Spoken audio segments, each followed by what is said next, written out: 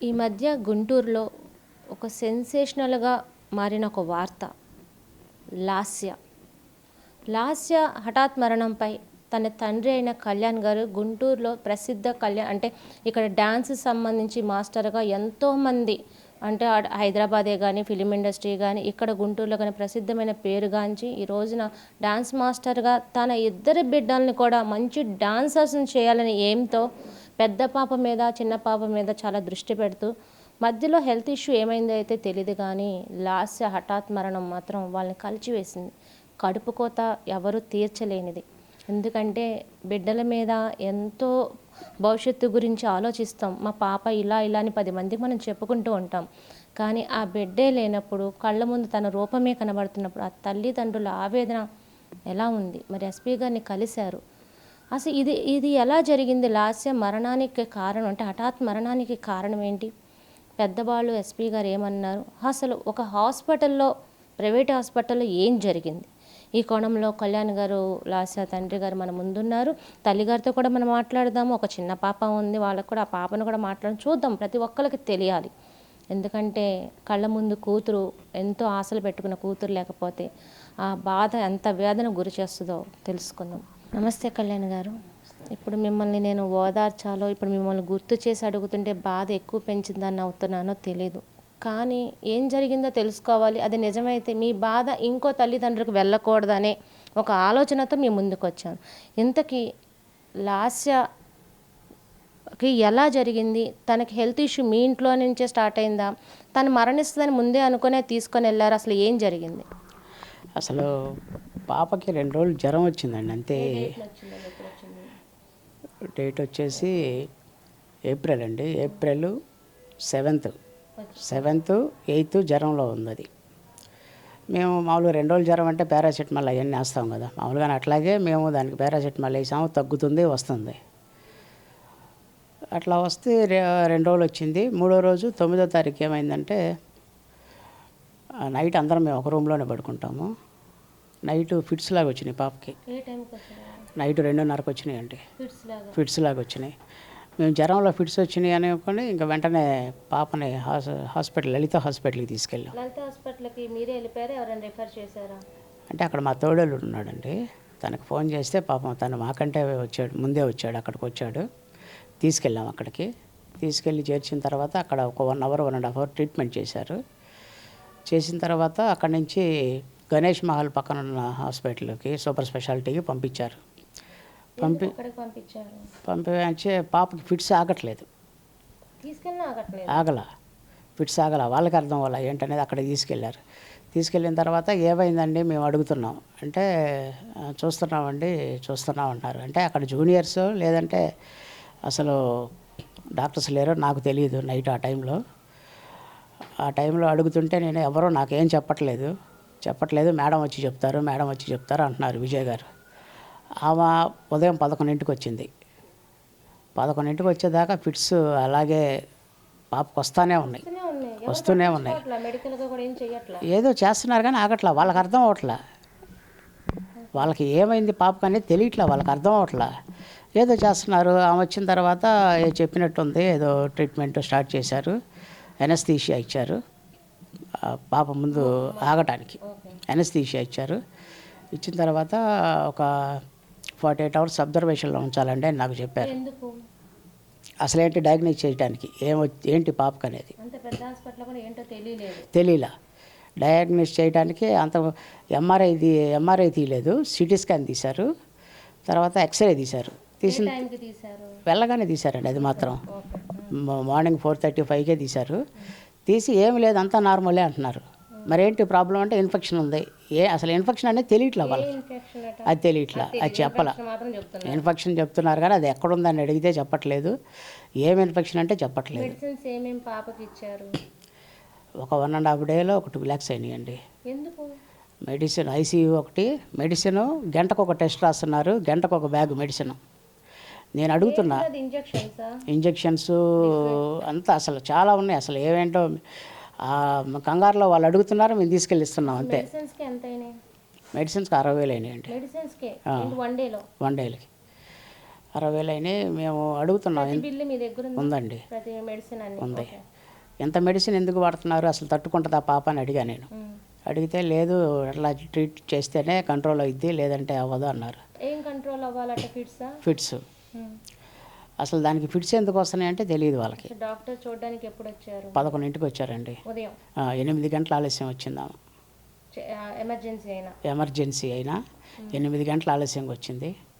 అప్పుడు దాకా ఫోన్లోనే చెప్పుకుంటేనే ట్రీట్మెంట్ అవుతుంది. అది ఏం తెలియదు అసలు మనకి. ఏ డాక్టర్ అయితే అసలు లోపలికి మమ్మల్ని రానిస్తే కదా లోపల ఏం జరుగుతుందో తెలియటానికి. మాకు లోపల ఏం జరుగుతుందో తెలియదు. తీసుకెళ్లారు, మేము బయట ఏడుస్తా కూర్చున్నాం. డాక్టర్ మాత్రం 11కి వచ్చారు. 11కి వచ్చిందాము. ఎవరు డాక్టర్? విజయ గారు వచ్చారు.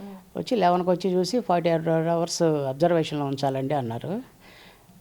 తోడేళ్ళని అడిగా, ఏందన్నయ్యా మరి అంటే, వాళ్ళకి తెలియాలి కదా ఏంటో, అది అందరికీ అంతే చెప్తారులే, భయపడద్దు అన్నారు. ఇంక అక్కడి నుంచి మెడిసిన్ వాడుతున్నారు. తర్వాత రోజు మధ్యాహ్నం మళ్ళీ యాక్చువల్గా గురువారం సెలవంట. అసలు ఆ రోజు గురువారం సెలవైనా ఏదో పని మీద వచ్చినట్టుంది. మధ్యాహ్నం వచ్చారు. వచ్చి చూసి మమ్మల్ని పిలిచి, మేము చేయాల్సినంత చేసామండి, ఇంకా దేవుడు మీ వైపు ఉంటే పాప బతికిద్ది అన్నారు. ఎందుకు ఆ మాట అన్నా? చేయాల్సిందంతా అంటే ఆయన పాప లేదా? ఉంది, పాప బతికే ఉంది. కానీ కానీ వాళ్ళకి అర్థం అవ్వాల. అంటే చేయాల్సినంత చేసామంటే వాళ్ళకి ఏదో తెలుస్తుందా పాప ఉండదని ఆ మాట అన్నారు? మేము అసలు అదే అడిగి, మేము అసలు బతికుందా పాప అని చూపించండి మాకంటే చూపించారు, బతికే ఉంది. కానీ ఎందుకు అట్లా చేస్తున్నారంటే, అక్కడికి వాళ్ళు ఇచ్చిన హెవీ డోస్కి మాకు తర్వాత మేము రిఫర్ చేసి తెలిసింది ఏంటంటే, దాని ఆర్గాన్స్ అన్ని డ్యామేజ్ అయిపోయినాయి అంటే. ఎందుకు అయినాయి? హెవీ డోసు వాడేశారు మందులు. అందులో వచ్చిన వ్యాధికి ట్రీట్మెంట్ చేయలేదు కదా, వీళ్ళు ఏదో ఒకటి అనుకొని ట్రీట్మెంట్ చేశారు. దానికోసం దానికి షుగర్ వచ్చింది. ఓకే. షుగర్ వచ్చింది, తర్వాత బీపీ వచ్చింది, జాండీస్ వచ్చినాయి. షుగర్, బీపీ, జాండీస్ అన్నీ వచ్చేసింది. అన్నీ వచ్చినాయి ఆ హెవీ డోస్ మెడిసిన్స్కి. అవి ఉన్నాయా అని మమ్మల్ని అడిగారు. అవి ఎందుకు ఉంటాయండి పాప కంటే, సరే అని అంతకుముందు 3 నెలలు టెస్ట్ చేస్తారంట షుగర్ ఉందా లేదా అని. ఆ టెస్ట్ చేసి దాంట్లో అసలు ఏం లేదు, ఏం లేదు. అసలు ఆరోగ్యమైన పాప అండి, 16 ఏళ్ళ పాపకి అవన్నీ ఎందుకు ఉంటాయి? మెడిసిన్ రియాక్ట్ అయితే షుగర్, బీపీ, జాండీస్ వస్తాయా? నాకు తెలియదు. మరి వచ్చినాయిగా. వచ్చినాయి. వస్తే దానివల్ల ఆర్గాన్స్, అసలు షుగర్ ఉంటే ఆర్గాన్స్ ఆటోమేటిక్గా డ్యామేజ్ అవుతాయి. మొత్తం ఏమేమి ఆర్గాన్స్ డ్యామేజ్ అయినాయి? మాకు చెప్పడం ఏంటంటే, లివర్లో నుంచి వాటర్ వస్తుందని చెప్పారు. బ్రెయిన్ ఎందుకంటే దానికి బ్రెయిన్ అంటే కంటిన్యూగా వస్తున్నాయి కాబట్టి ఫిట్స్, బ్రెయిన్ ఎఫెక్ట్ అయింది. హార్ట్ బాగానే ఉందన్నారు. కిడ్నీస్ తెలియదండి, మరి అది తెలియదు. మమ్మల్ని కూడా లోపలికి ఎవరు రానిట్లేదండి. రోజుకు ఒకసారి వాళ్ళ అమ్మనే నాన్న మా ఇద్దరినే రోజుకు ఒక్కసారి, అది కూడా అంతే. ఇంకెవ్వరు. విజయ గారు వచ్చిన తర్వాత చూసిన తర్వాత పాపది ఎప్పుడు తెలిసింది మీకు? మాకు 10వ తారీఖు అంటే 9 తెల్లారుజామున మేము తీసుకెళ్ళాము. ఆ రోజంతా ట్రీట్మెంట్ చేసి 10వ తారీఖు మధ్యాహ్నం పిలిచి చెప్పారు. ఏమని చెప్పారు? మేము చేయాల్సినంత చేసామంటే, ఇంకా దేవుడు మీ వైపు ఉంటే పాప బతికిద్దన్నారు. అంటే వెంటనే అది చెప్పగానే మాకు ఆ రిపోర్ట్స్ అన్నీ తీసుకొని మేము మా ఫ్రెండ్స్ సర్కిల్లో పంపించాను. పంపిస్తే సికింద్రాబాద్ కిమ్స్లో ఈ పాపకు వచ్చిన లక్షణాలకి దానికి ట్రీట్మెంట్ ఉంది, మీరు ఇక్కడికి తేగలరా, వాళ్ళు చేయలేదు, వాళ్ళు ఆ టెస్ట్లే చేయలేదు అసలు అన్నారు. అంటే సరే మేము వెంటనే డిశ్చార్జ్ చేయమన్నాం. 10వ తారీఖు 4:30కి డిశ్చార్జ్ చేయమన్నామండి. చేయమంటే వాళ్ళు చేయలే. డిశ్చార్జ్ చేయకుండా ఎందుకో మరి కాలయాపన చేశారు. అట్లా కాలయాపన చేసి లాస్ట్ ఇంకా మేము వెళ్ళేటప్పుడు 9:30కి డిశ్చార్జ్ చేశారు నైట్. అంత లేట్ ఎందుకైంది ఎమర్జెన్సీకి? తెలియదండి. మీరు అనలేదా పాప ఎమర్జెన్సీకి ఇలాగ ప్రాబ్లం అవుతుంది కదా, చేసి మేము బతికించుకుంటామని అడగలేదా? అడుగుతుంటే చేయట్లే వాళ్ళు. అవి రావాలి, ఇవి రావాలి, ఆ రిపోర్ట్స్ రావాలి, లేదంటే ఆ డాక్టర్లు రావాలి, ట్రీట్మెంట్ చేసిన డాక్టర్ రావాలని అట్లా మేము ఎంత బతిలాడినా చేయలే. తర్వాత ఇంకా నైట్ 9:30కి తీసుకొని అంబులెన్స్లో ఒక డాక్టర్ని తీసుకొని బయలుదేరాం. హైదరాబాద్ బయలుదేరాం కిమ్స్లో కూడా మాట్లాడి పెట్టాం, అంతా రెడీ చేసి పెట్టారు వాళ్ళు కూడా. ఇట్లా వస్తున్నామంటే పలానా టైంకి వస్తామంటే, ఇంకా ఒక 70 kilometers ఉంటే వెళ్ళిపోతామన్నాక పాప మధ్యలో చనిపోయిందండి. డాక్టర్ చెప్పేశారు. మా ముందే మేమే కూర్చున్నాం, మా ముందే హార్ట్ బీట్ అదంతా పడిపోయింది దానికి ఒక గంట ముందు. అంటే ఇది వాళ్ళు పంపించే డిశ్చార్జ్ చేయకపోవడం వల్ల ప్రాబ్లమా, లేకపోతే మెడికల్గా పాపకి ఇచ్చిన మెడిసిన్ ప్రాబ్లమా? దీంట్లో నేను తర్వాత అంటే ఒక నెల అయితే మేము మనిషి కాలేకపోయామండి. నెల రోజులు అసలు అసలు మేము జీర్ణించుకోలేకపోయాం. ఇప్పటికీ ఆ పరిస్థితులు లేము. కానీ ఇప్పుడు కూడా నేను పోరాటం చేయకపోతే, న్యాయ పోరాటం, నా పాప ఆత్మ శాంతించదు. పోయిన పాప నేను ఎటు తిరిగి తేలేను. కానీ నాలాంటి కడుపు కోత ఇంకే తల్లిదండ్రులకు రాకూడదనే ఈ పోరాటం చేస్తున్నానండి. మరి మీకు అయితే పాపకి మెడిసిన్స్ రియాక్ట్ అవ్వడం వల్ల పాప చనిపోయారా, లేకపోతే లేట్గా వెళ్ళడం వల్ల చనిపోయారా? రెండు ప్రాబ్లమేనండి. రెండు ప్రాబ్లమే. మెడిసిన్ వల్ల డ్యామేజ్ అయిపోయినాయి ఆర్గాన్స్. వాళ్ళు 5 అవర్స్లో డిశ్చార్జ్ చేసుంటే, 5 అవర్స్ ముందు చేసుంటే మేము వెళ్ళిపోయేవాళ్ళం. వెళ్ళిన తర్వాత కూడా ఇంకా 4 అవర్స్ ఉంది మాకు. ఎందుకంటే 4 అవర్స్ తర్వాత టైం ఉంది. 4 అవర్స్ టైం ఉంది. అంటే నైట్ 1 గంటకి చనిపోయింది. మేము 9:30, 10ంటికి వెళ్ళిపోయేవాళ్ళం నైట్ వాళ్ళు డిశ్చార్జ్ చేసుంటే. ఇక్కడ హాస్పిటల్కి ఎలాగ మెడికల్గా క్యూర్ చేయాలో రాకపోవడం ఒకటి అనుకోవచ్చు, టైంకి మేము ఆలస్యం చేయడం వలన కూడా జరిగింది. అవునండి, రెండు కారణాలే పాప చనిపోవడానికి కారణాలు. అంటే మీకు మెడికల్గా ఇది ప్రాబ్లం జరిగిందని ఎప్పుడు తెలిసిన? అప్పుడు తెలియలేదా? మరి ఇప్పుడు ఇన్నాళ్ళకి ఎందుకు మీడియా ముందు, ఎస్పీ ముందుకు వచ్చారు? అప్పుడు తెలియలేదండి. తర్వాత అది చనిపోయిన 2వ రోజు టెస్టులు వచ్చినాయి. టెస్టులు వచ్చిన తర్వాత దానికి ఫంగల్ ఇన్ఫెక్షన్ వచ్చింది. ఏ ఫంగల్? క్రిప్టోకోకస్ అనేది ఒక ఫంగల్ ఇన్ఫెక్షను. అది యాక్చువల్గా బ్లాక్ ఫంగస్ కోవకి చెందిందంట. అది వచ్చింది. అది ఒక అరుదైన వ్యాధి అంట. అది కూడా టీనేజర్స్లో, అమ్మాయిల్లోనే వచ్చిందంట. ఎందుకు వచ్చిందో అది ఒక రేర్ డిసీజ్ అని చెప్పారు. అది గాలి ద్వారా, మట్టి ద్వారా ఎట్లయినా రావచ్చు అంట. అలా వస్తే అలా డెత్ అవుతారా? డెత్ 10%ఏనండి. యాక్చువల్గా నేను గూగుల్లో సెర్చ్ చేశాను. ఆ జబ్బు వస్తే డెత్ ఎంతమంది అవుతారంటే 10%ఏ ఉంది. ఆ 10% కూడా రూరల్ ఏరియాస్. అసలు మన సిటీస్లో అసలు అవ్వదు. కానీ ఇది కేవలం వాళ్ళ నిర్లక్ష్యం అండి. వాళ్ళు దానికి వచ్చింది ఏందో తెలుసుకోకుండా ట్రీట్మెంట్ చేయడం వల్లే జరిగింది. ఇది వెంటనే టెస్టులు ఇవన్నీ చేస్తుంటే కూడా పాపకి ట్రీట్మెంట్ అసలు అందేది. అసలు అది చాలా సింపుల్. అది 10% అంటే చూడండి మీరు. అసలు ఇష్టం వచ్చిన ట్రీట్మెంట్ తెలియకుండా చేసేయడం ఒకటి, రిపోర్ట్స్ అది స్టార్టింగ్లో చేస్తుంటే ఇంత వచ్చేది కాదు. అసలు మీకు తీసుకెళ్ళంగానే ఎమర్జెన్సీ అంటే వచ్చి చూడాలి కదండి డాక్టర్. చూడకుండా వాళ్ళు ఆ నైట్ డ్యూటీ వాళ్ళ మీద వదిలేశారు. 8 అవర్స్ లేట్ చేశారు. ప్రాణం పోవటానికి నిమిషం చాలదండి. 8 అవర్స్ లేటు. అక్కడ ట్రీట్మెంట్కి 8 అవర్స్ లేటు, మళ్ళీ డిశ్చార్జ్కి 5 అవర్స్ లేటు, అన్నీ చేశారు. 5 అవర్స్ లేదు, ఆర్గాన్స్ని డ్యామేజ్ చేశారు మెడిసిన్స్తో. చిన్న పాప. ఇక్కడ ఆలస్యం ట్రీట్మెంట్, మెడికల్ ట్రీట్మెంట్, మళ్ళీ డిశ్చార్జ్ విషయంలో లేట్ చేయడం వలన పాప మరణానికి కారణం అన్నట్టుంది. అవునండి. తర్వాత మేము ఇప్పుడు ఆలోచిస్తే మాకేమనిపిస్తుందంటే, వాళ్ళు ఒకళ్ళు కరెక్ట్ టయానికి డిశ్చార్జ్ చేసి ఉంటే, మేము సికింద్రాబాద్ కిమ్స్కి వెళ్ళిపోయి ఉంటే, వాళ్ళు ఈ రిపోర్ట్స్ అన్నీ చూసి పాప మెడిసిన్ వల్ల ఆర్గాన్స్ డ్యామేజ్ అయిపోయినాయి మాకు చెబితే, మేము వచ్చి ఒకళ్ళు గొడవ వేసుకుంటామేమో అని కావాలని లేట్ చేసి మధ్యలోనే పాప చనిపోయేటట్టు ప్లాన్ చేసి పంపించారేమో అనేది మాకు డౌట్ అండి. మధ్యలోనే ఎందుకు పాప చనిపోయేటట్టు ప్లాన్? వాళ్ళకి ఎందుకు చనిపోద్దని వాళ్ళకి తెలుసా? తెలుసు అనుకుంటున్నాను. ఎందుకంటే అట్లా చేస్తే ఇంకా మేము బాధతో వెనక్కి వచ్చేస్తాం, హాస్పిటల్ మీదకి రాంగా. అంటే మీరు మెడిసిన్స్ మెడికల్గా చూపించరు కానీ అప్పుడు ఆ బాధలో అసలు అవన్నీ రిపోర్ట్స్ చూపిస్తామండి. పాప అంత హెల్దీగా ఉన్న పాప ఒక్కసారిగా అట్లా జరిగిందంటే అది 2 రోజులు ఫీవర్కి. అంటే మీరు చెప్పేది ఎలా ఉందంటే 5 గంటల ముందే డిశ్చార్జ్ చేస్తుంటే ఈ మెడికల్ రిపోర్ట్లను అక్కడ చూపిస్తే మెడిసిన్ రియాక్ట్ వల్ల పాపకి ఎంత అయిందో వాళ్ళు చెప్తారని చనిపోయే స్థితి దాకా తీసుకొని వచ్చి డిశ్చార్జ్ చేశారని అంటారు. అవునండి, అవును.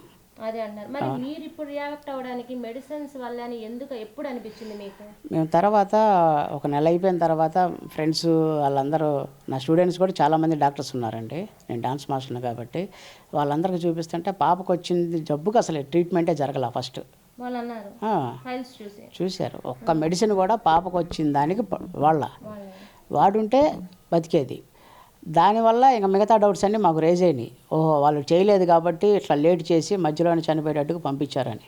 అప్పుడు మీరు ఏం చేశారా? మెడికల్ రిపోర్ట్స్ మేము అవన్నీ తీసుకొని ఎస్పీ గారిని కలిసామండి. అసలు ముందు ఏ డాక్టర్ చూపించారు, ఏంటి అని కనుక్కున్నారా? మా ఫ్రెండ్స్కి చూపించామండి. డాక్టర్స్ చెప్పేశారు వాళ్ళు. ఎస్పీ గారిని కలిసాము. ఆయన ఎలా స్పందించారు? ఎస్పీ గారు సానుకూలంగా స్పందించారండి. స్పందించి డిఎస్పీ గారికి పెట్టారు. డిఎస్పీ గారికి రాశారు. దీని మీద కమిటీ వేసి విచారణ చర్యలు తీసుకుంటాం. ఈస్ట్ డిఎస్పీ అండి. ఆయనకి రాశారు.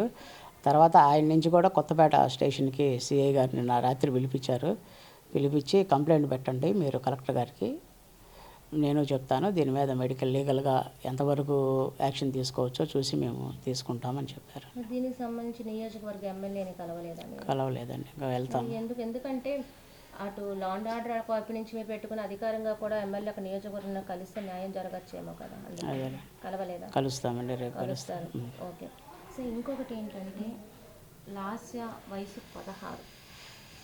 నేను మిమ్మల్ని అడగాల్సిన మాట కాదు, ఇప్పుడు ఎందుకు మీరు అంటే ఎందుకు ఇప్పుడు ఇన్ని నెల 10 రోజులు అయిన తర్వాత ఎందుకు దిగారు? ఎందుకు ఆ పాపకి న్యాయం చేయాలన్నా లేదా మిగతా తల్లిదండ్రులకి సొసైటీకి న్యాయం చేయాలన్నా? ముందు ఏ తల్లిదండ్రులకి కడుపు కోత ఉండకూడదండి.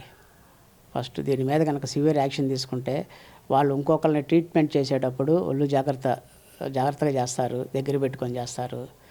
ఇంకొకరికి ఈ పరిస్థితి రాకూడదు అని చేస్తున్నానండి. ఇది ఇంకా ఎవరికి ఈ పరిస్థితి రాకూడదండి, అసలు ప్రపంచంలో ఎవరికి రాకూడదు. విజయ గారిని, రాఘవ శర్మ గారిని కలిసారా మీరు? కలవలేదండి. అసలు తెలుసా వాళ్ళకి ఈ విషయం? తెలిసే ఉంటుందండి, ఎందుకంటే మా తోడేళ్ళని అడిగారు అంట ఆల్రెడీ. అడిగారు. ఏమన్నారట? తెలీదు, అడిగారని చెప్పారు అంతే, ఏమని చెప్పలేదు అక్కడ. ఇంకొకటి అంటే ఈ సిచ్యువేషన్ అడగచ్చు కానీ లాస్య భవిష్యత్తు మీరేమనుకున్నా? తను డాన్సర్ అని విన్నాము.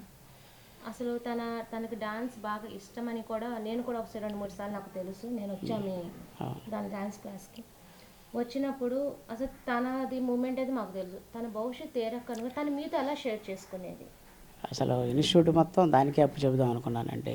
ఇప్పుడు 10th కదా, ఇంటర్ అయిపోయిన తర్వాత ఇంటర్ వరకు చదివించి, ఎందుకంటే దాని స్టైలు హిప్హాప్ స్టైల్ అసలు ఎవరికి రాదండి, అంత స్టైల్గా చేసిద్ది డ్యాన్స్ కూడా.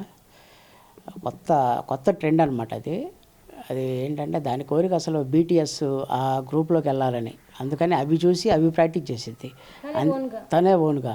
స్కూల్లో ఫేర్వెల్కి కూడా తనే గ్రూప్కి అందరికి పిల్లలకి నేర్పించుకొని అదే డ్యాన్స్ చేసింది. 10th ఫేర్వెల్ లాస్ట్ అది. అసలు అది కొత్త వరవడినే ఒక డ్యాన్స్లో సృష్టించేది ఉండుంటే. మీకు తనకి ఉన్న బాండింగ్లో కొన్ని విషయాలు ఏమేంటి? నాన్న ఇది అనే కొన్ని విషయాలు ఏమన్నా? అసలు రోజు నాకు ఎన్ని బాధలు ఉన్నా మా ఇద్దరు పిల్లల మధ్యలో పడుకుంటా, నేను ఇద్దరు కాళ్ళు చేతులు వేసి పడుకుంటే ఆ క్షణం అన్నీ మర్చిపోతానండి నేను. ఇప్పుడు అలాంటిది ఆ కాళ్ళు చేయి నా మీద ఏదంటే చావు కోసం ఎదురు చూస్తున్నాం అంతే.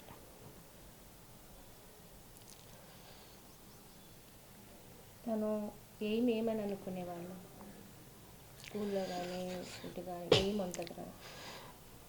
మేము పిల్లల్ని అసలు స్ట్రెస్ పెట్టమండి. అది ఎలా ఉంటే అలాగే, అంటే నువ్వు ఇన్ని మార్కులు తెచ్చుకోవాలి, ఎంత చేయాలి, ఇట్లా ఉండాలి అని చెప్పం అసలు. ఎందుకంటే వాళ్ళకి ఏది నచ్చితే అది చేయాలి.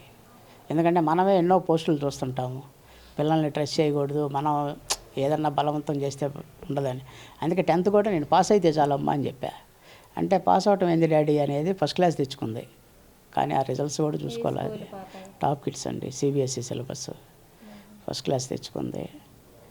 నేను పాస్ అవ్వమ్మా చాలు అనేవాడిని, ఫస్ట్ క్లాస్ తెచ్చుకుంటాను. వాళ్ళ అమ్మకి చెప్పిందంట నేను మంచి మార్కులు తెచ్చుకుంటాను. లాస్య మీతో మాట్లాడిన మాటలు ఏంటి? లాస్ట్ మీ చెవుని వినబడుతూ ఉంటాయి కదా.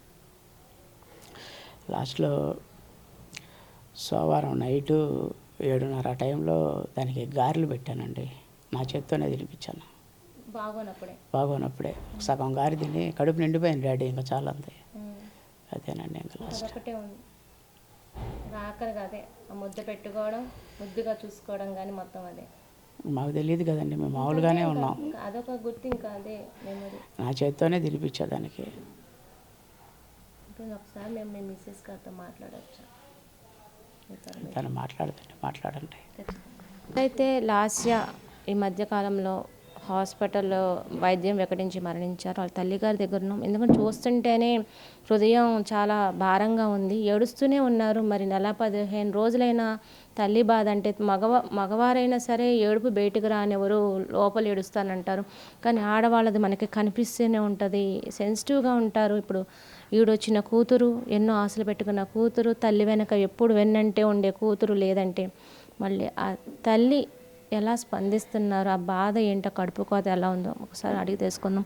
తప్పుగా అనుకోవద్దు. మరి లాస్య మరణం తర్వాత మీరు చాలా డిప్రెసివ్ అయ్యారు అనేది వింటున్నాము. అసలు ఏం జరిగింది? మీ వరకు మీకు ఏం జరిగింది? ఆ రోజు ఫీవర్ ఉండటం, నైట్ ఫిట్స్ రావటం, తీసుకెళ్ళటం మా చేతులారా మేమే తీసుకెళ్ళి దాన్ని తప్పు చేసాం. మేము అక్కడ తీసుకెళ్ళి హాస్పిటల్ తీసుకెళ్ళి మేము అసలు అది ఇప్పటికీ కోలుకోలేకపోతున్నాం.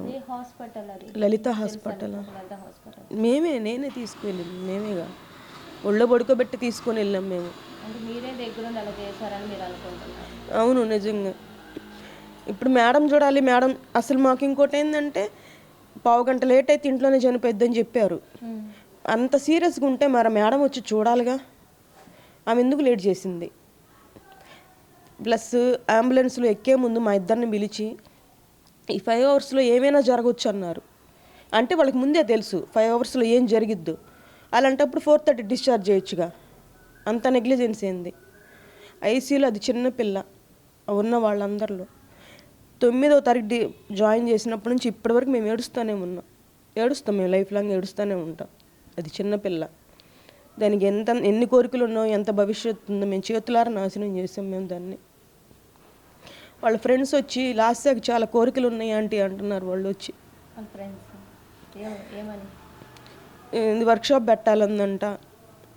ఇన్స్టాగ్రామ్లో ఏందో డ్యాన్స్కి సంబంధించి పోస్ట్ చేయాలని వాళ్ళ ఫ్రెండ్స్కి ఏంటంటే చెప్పిందంట. చాలా వాళ్ళ ఫ్రెండ్స్ వచ్చి చెప్తున్నారు నాకు. ఇలాగని మీతో లాస్ట్గా మాట్లాడిన సందర్భాలు, మీ ఇద్దరు సంతోషంగా ఉన్న సందర్భాలు ఏమో? నాతో బాగుంటుందండి. ఆ రోజు కూడా ఫీవర్ వచ్చిన రోజు 8:30కి వీళ్ళు సంగీత్కి వెళ్ళారు. డాడీ ఏడుమా అని అడిగితే సంగీత్కి వెళ్ళారమ్మా అంటే, సరే డాడీ వచ్చేదాకా నా పక్కన పడుకోమా అంది. అదే లాస్ట్. పక్కన పడుకోమా అంది.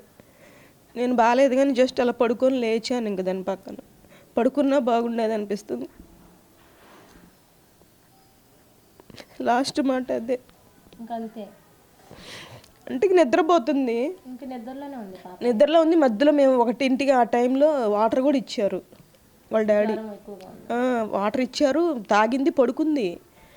ఇక 2:30 ఆ టైంలో ఫిట్స్ వచ్చినాయి. లేచి వాటర్ తాగి మళ్ళీ పడుకుంది. హెవీ జ్వరం వలన ఇంకా అది మేము మెడిసిన్ అయితే వేసాము. మరి మీకు చిన్న పాప ఉంది, మరి ఆ పాప ఏమంటున్నారు? పాపం అదే ధైర్యం చెప్తుంది మాకు. ఏడవ మాకు, మా చెర్రి ఏడ్చిద్ది, బాధపడిద్ది అని చెప్తుంది.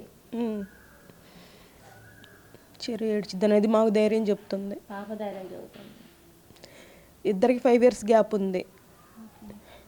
చిన్నప్పుడు అది అడిగేది ఎవరితో ఆడుకోవాలమ్మా నేనని. ఇప్పుడు ఇది అడుగుతుంది.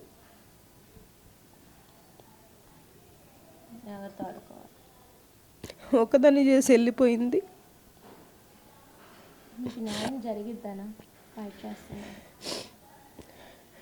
న్యాయం జరగకపోయినా నెగ్లిజెన్స్ ఉండకూడదండి హాస్పిటల్లో. మాకు జరిగినట్టు మా పాప కన్నా ఆత్మశాంతి ఇచ్చిద్ది కదా. మేము పేరెంట్స్గా మేము దాన్ని చేతులారా చేసుకున్నాం కదా. మేము అది ఎక్కడున్నా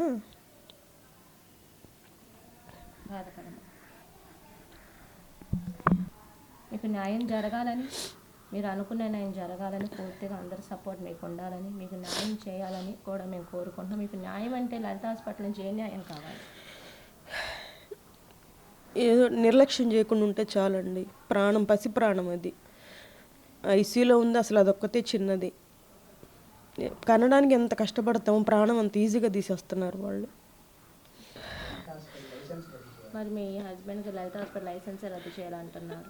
చెయ్యాలండి. నిర్లక్ష్యం ఉందాడు బాగా. అసలు కాలు మీద కాలు వేసుకొని ఆన్సర్ ఇస్తారు మనకు అక్కడ వాళ్ళు. ఓ పక్క పాప ఐసీలో ఉండి మమ్మల్ని పిలుస్తారు. మేము ఏంటి అని అడుగుతుంటే వాళ్ళు కాలు మీద కాలు వేసుకొని ఆన్సర్ ఇస్తారు. ఏం జరిగింది ఏందని. అంత జూనియర్ డాక్టర్లు, వాళ్ళకేం తెలుసు? నెగ్లిజెన్స్ అసలు. తల్లిదండ్రుల ఆవేదన, కూతురు భవిష్యత్తు గురించి ఎన్నో ఆశలు పెట్టుకొని ఈ రోజున కన్న తల్లిని చూస్తున్నాం. తండ్రి అయితే అసలు చనిపోవాలని ఉంది, మాకు బతకాలని లేదు అని అంటున్నారు. ఇది చెబుతుంటేనే మాట్లాడుతున్న మాకే బాధ ఎక్కువ వస్తుంది. ఎందుకంటే కడుపు కోత, కళ్ళు ఎదురుగా వచ్చిన పిల్ల, ఈడొచ్చిన పిల్ల అంతా పెద్దదయింది, ఎన్నో భవిష్యత్తు ఉంటుంది. కానీ ఇప్పుడు తను మా కళ్ళ ముందు కనిపిస్తుంది, తన స్పర్శ తెలుస్తుంది, లాస్ట్లో పడుకున్నది, లాస్ట్లో మేము తినిపించాము. కానీ వాళ్ళ నెగ్లిజెన్సీ వల్ల మా కూతురు మేమే అక్కడ తీసుకెళ్ళి చంపేసుకున్నాము. ఎందుకంటే మనం ఎన్ని మాట్లాడినా వాళ్ళ ఆవేదన కడుపు కోత మాత్రం మనం తీర్చలేము. వాళ్ళు ఒకటే కోరుకుంటున్నారు, లలిత హాస్పిటల్ లైసెన్స్ రద్దు చేయాలి, నెగ్లిజెన్సీ. వాళ్ళు చేసిన మెడికల్గా రిపోర్ట్స్ అంటే ఆ మెడిసిన్స్ ఇవ్వడం రాంగ్ అని అంటున్నారు, హెవీ డోస్ అని ఇచ్చారని. మా ఫ్రెండ్స్ డాక్టర్స్ చూపిస్తే చెప్పారు తనకున్న హెల్త్ దానికి మెడికల్గా పడలేదు, హెవీ 60,000 ఒక రోజులో మెడికల్గా తీసుకున్నారు, 2 లక్షలైనా మాకు ఐసీయూ అని చెబుతున్నారు. వాళ్ళు ముందు మాకు మధ్యాహ్నమే డిశ్చార్జ్ చేస్తుంటే ఈవినింగ్ టైంలో మా పాప బతికేదని అంటున్నారు. 2 కారణాలుగా చెప్తున్నారు, నెగ్లిజెన్సీ అంటున్నారు, తెలిసే కావాలని ఈ టైంలో చనిపోద్దని తెలిసే కావాలని లేటుగా పంపించారు, ఏదైనా జరగచ్చని కూడా ముందే చెప్పేశారు. అంటే వాళ్ళకి అన్నీ తెలిసి ఇలా చేశారు. వాళ్ళ ట్రీట్మెంట్, వాళ్ళ నెగ్లిజెన్సీ, డాక్టర్ లేటు, అన్ని కారణాలు కనిపిస్తున్నాయి. ఇలాంటి ఇంత ఈ బాధ కడుపు కోత ఏ తల్లిదండ్రులకు రాకూడదు. ఎందుకంటే మేము బతుకున్న మనుషుల శవంలాగా మేము బతుకుతున్నామని వాళ్ళ ఆవేదన చూస్తున్నారు. ఒక చిన్న బిడ్డ ధైర్యం చెబుతుంది వాళ్ళకి. మరి న్యాయం జరిగేనా? మరి పోరాటం, ఈ న్యాయ పోరాటం ఎంతవరకు చేరుతుందో, వీళ్ళు అనుకున్న లక్ష్యం వరకు వెళతారా లేదా అన్నది మనం వేచి చూడాల్సిందే. కెమెరామ్యాన్ వలీతో శ్రావణి, 6R9 న్యూస్.